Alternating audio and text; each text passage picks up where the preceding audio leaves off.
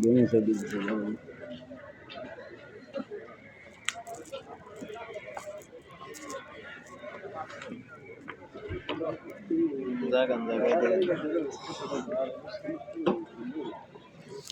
যে মুন্সিবাড়ির একটা আছে, ওটা তো কাঠের ছিল, কাঠের আর উপরে স্টিল দিয়ে ঢালাই করা না, ওটা ইতালি।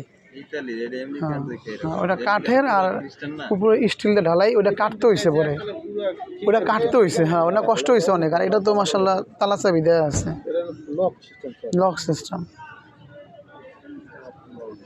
এখানে আবার বালিশ দিছে।